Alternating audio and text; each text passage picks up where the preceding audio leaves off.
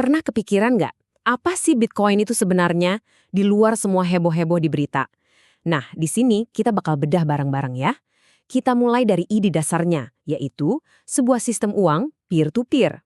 Coba kita mulai dari satu pertanyaan yang bisa dibilang mengubah cara kita mikirin soal keuangan. Bayangin deh sejenak, gimana kalau ada sebuah dunia di mana uang itu bisa dikirim langsung dari saya ke Anda tanpa ada perantara sama sekali. Nggak perlu lewat bank. Kira-kira gimana ya caranya? Nah, pertanyaan tadi itu, ya itulah inti dari Bitcoin. Sebuah konsep yang bisa kita sebut, ya semacam uang jenis baru. Yuk kita lihat lebih dalam lagi. Jadi, apa sih Bitcoin itu? Gampangnya gini, Bitcoin itu dua hal jadi satu. Pertama, dia itu jaringan pembayaran yang inovatif. Kedua, dia juga jenis uang yang baru, yang sepenuhnya digital. Biar gampang, bayangin aja ini gabungan antara, katakanlah sistem transfer global, tapi sekaligus punya mata uangnya sendiri.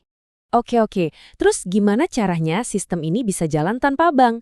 Kan biasanya semua lewat bank. Nah, kuncinya itu ada di teknologi yang namanya jaringan P2P atau peer-to-peer. Yuk kita bedah nih, apa maksudnya? Coba kita bandingin ya. Di satu sisi, ada pembayaran tradisional. Anda pasti udah kenal banget. Ada bank di tengah-tengah sebagai pusatnya. Bank ini ibaratnya wasit dalam pertandingan yang nyatat semua skor. Semuanya harus lewat dia. Nah, di sisi lain, ada Bitcoin. Di sini nggak ada wasitnya. Semua pemain atau ya semua pengguna di jaringannya itu sama-sama ngecek dan nyatat setiap transaksi bareng-bareng. Nah, inilah dia inti dari teknologi peer-to-peer atau P2P. Anggap aja kayak kita semua punya satu buku catatan yang sama, buku catatan bersama. Jadi, setiap ada transaksi baru, semua orang di jaringan itu ikut nulis dan setuju, bukan cuma satu pihak yang ngatur. Jadi, kekuatannya benar-benar ada di tangan para penggunanya, semua orang. Oke, ini pasti langsung bikin kita mikir kan, kalau nggak ada bank, nggak ada perusahaan, apalagi pemerintah yang ngatur. Terus siapa dong yang pegang kendali?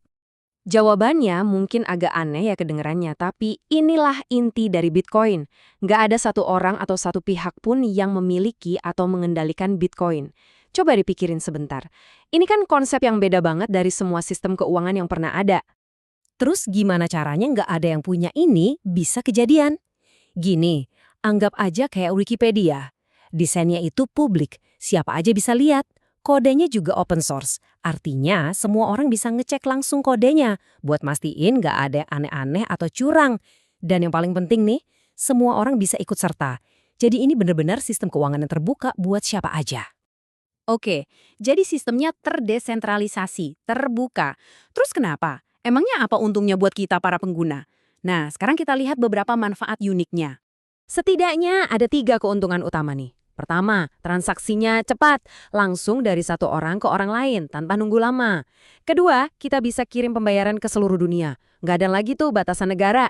Dan yang ketiga, ini yang penting juga, biayanya seringkali jauh lebih murah. Apalagi kalau dibandingin sama transfer bank biasa, terutama buat kirim uang ke luar negeri.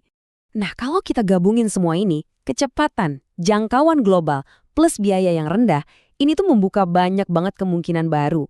Inovasi-inovasi yang tadinya nggak mungkin, sekarang jadi bisa diwujudkan dengan sistem pembayaran kayak gini. Dan pada akhirnya, semua keunggulan ini balik lagi ke satu ide dasarnya yang paling kuat, yaitu sistem ini terbuka untuk semua. Siapapun, dimanapun mereka berada, bisa ikut berpartisipasi. Jadi, saya mau tutup dengan satu pertanyaan buat Anda. Kalau kita semua punya akses ke sistem keuangan global yang terbuka kayak gini, kira-kira apa ya yang bisa kita ciptakan bersama? Potensi apa yang Anda lihat di masa depan? Karena jujur, kita ini baru di awal-awal banget perjalanannya.